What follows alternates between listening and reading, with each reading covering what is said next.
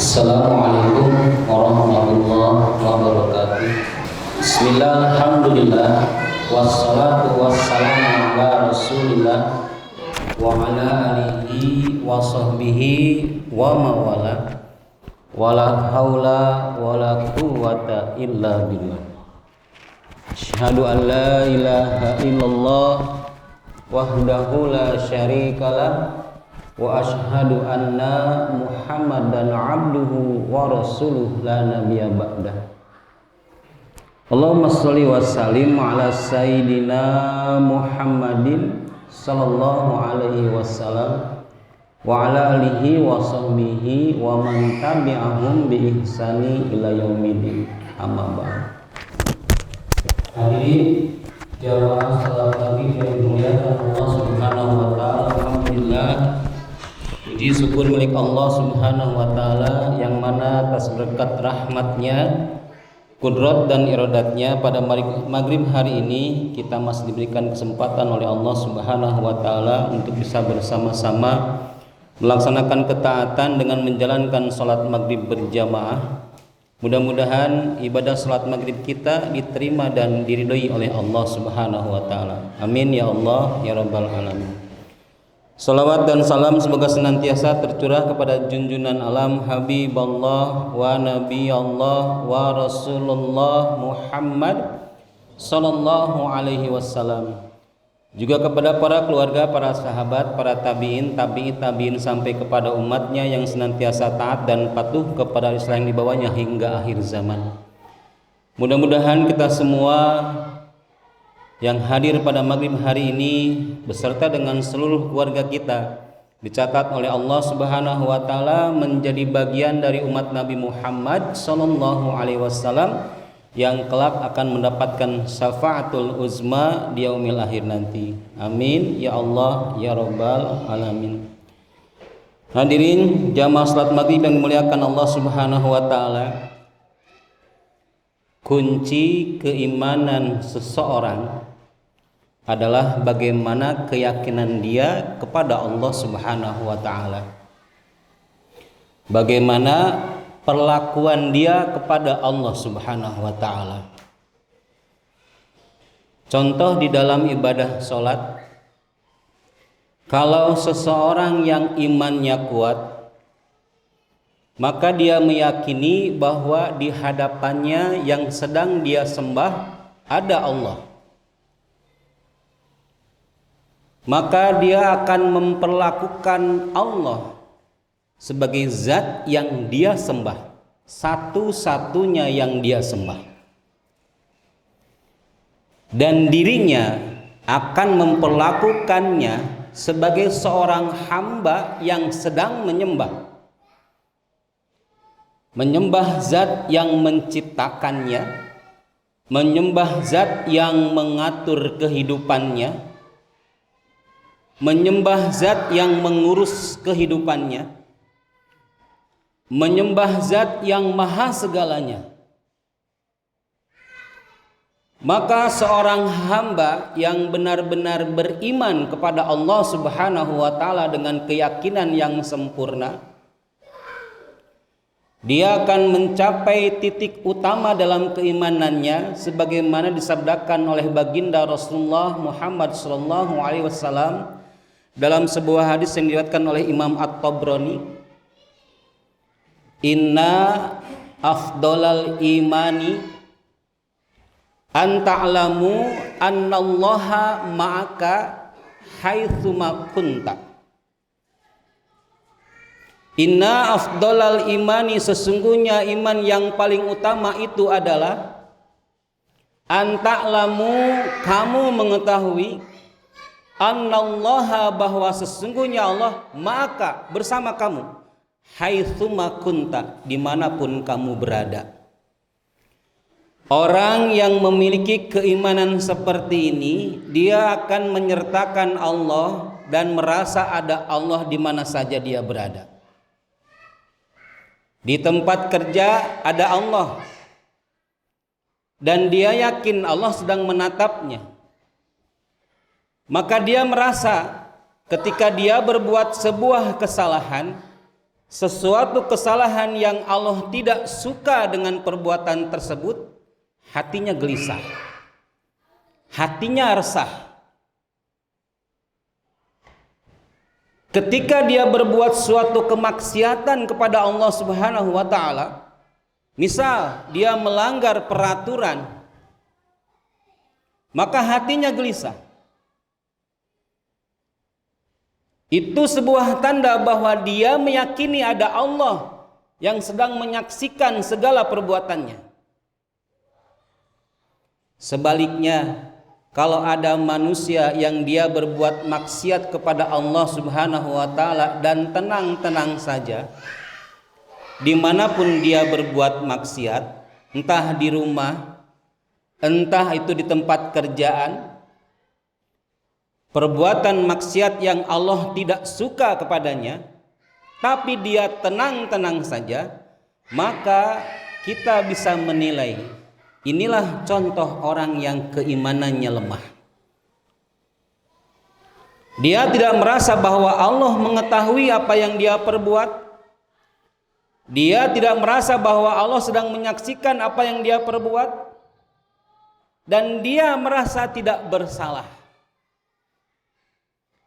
Dia merasa tidak membuat sebuah kesalahan di hadapan Allah Subhanahu wa taala karena keyakinannya Allah itu gaib. Allah itu gaib, karena gaib maka tidak ada. Dia merasa Allah itu tidak ada di hadapannya, sehingga dia bisa berbuat sesuka yang dia mau, berbuat kesalahan yang dia suka, berbuat maksiat yang dia senangi. Entah itu di rumah, entah itu di tempat kerja, bahkan hanya sekedar guyonan saja, kadang dia merasa tidak malu di hadapan Allah Subhanahu wa taala, tertawa terbahak-bahak.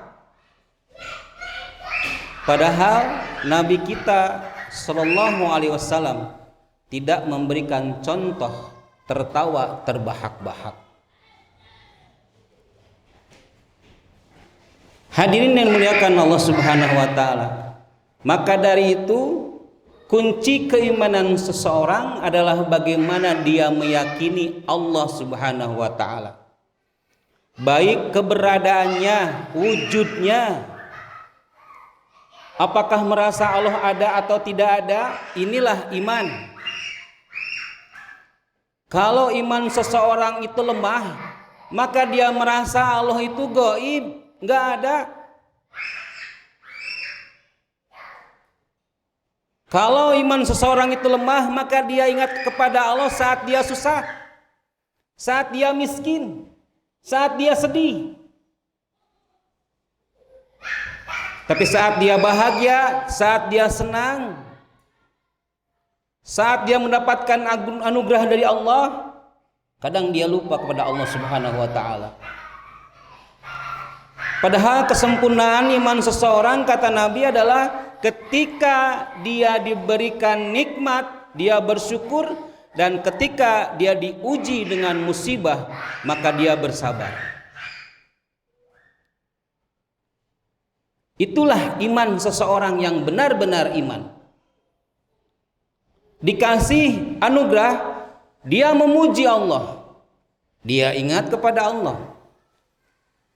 Dikasih musibah, ujian, cobaan, dia bersabar dan dia ingat kepada Allah. Maka seorang yang benar-benar beriman, dia akan senantiasa mengingat kepada Allah bagaimanapun keadaannya, dimanapun dia berada. Pertanyaannya sekarang adalah, apakah kita sudah seperti itu? Minimal apakah ada rasa malu dalam diri kita saat kita berbuat sebuah kesalahan di hadapan Allah Subhanahu wa taala, dalam pandangan Allah Subhanahu wa taala? Minimal ada rasa malu saja. Karena memang al-hayu minal iman, malu adalah bagian dari iman.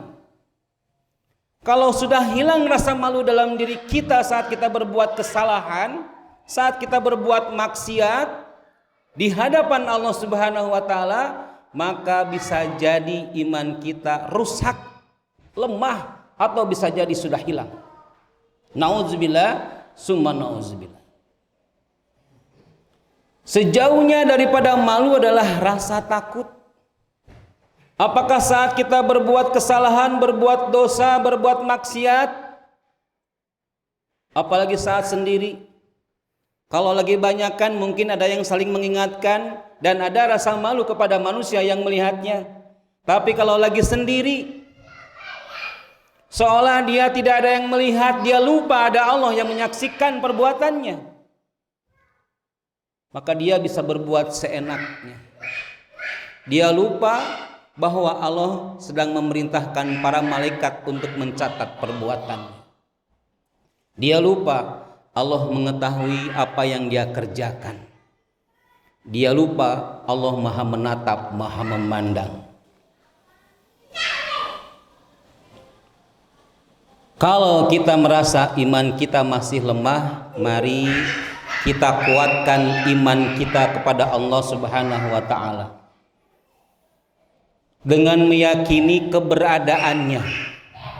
Allah itu ada, Pak.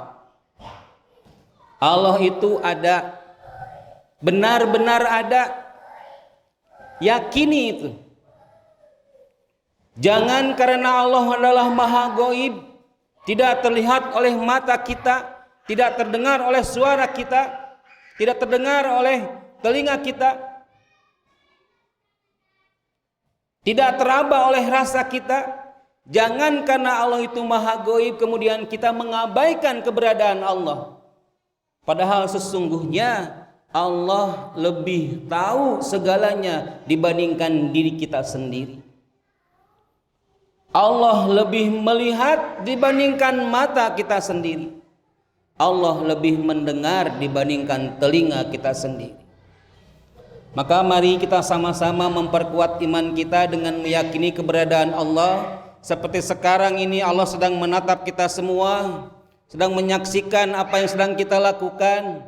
Mudah-mudahan ini semua dicatat sebagai bagian dari amal ibadah kepada Allah Subhanahu wa taala.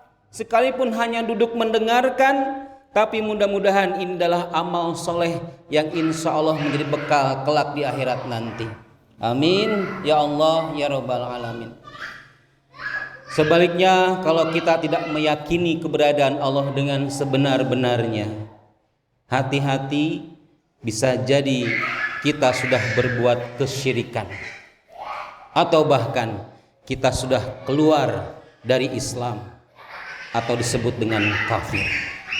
Maka berusahalah untuk senantiasa berada di jalan Islam, berada di jalan yang benar menurut Allah Subhanahu wa taala, berada di jalan yang insya Allah akan menyelamatkan kita dunia dan akhirat. Mari kita menjadi orang beriman yang sebenar-benarnya iman, dan semua itu butuh proses belajar. Jangan berhenti untuk belajar, bertanya kepada ahlinya, dan terus beristiqomah di dalam memperbaiki diri. Mudah-mudahan ikhtiar itu semua menjadi wasilah kita mendapatkan keridhaan Allah Subhanahu wa taala, kita mendapatkan keberuntungan di dunia dan akhirat, dan nantinya kelak di akhirat kita semua akan dikumpulkan dalam surganya Allah Subhanahu wa taala. Amin ya Allah ya Rabbal alamin. Demikian yang bisa disampaikan. Yang benar datang dari Allah Subhanahu wa taala, yang salah datang dari saya sebagai manusia. Mohon dimaafkan. Mudah-mudahan Allah Subhanahu wa taala mengampuni kita sekalian. Usikum wa nafsi bittaqwallah, wallahu muwaffiq ila aqwamit thoriq. Assalamualaikum warahmatullahi wabarakatuh.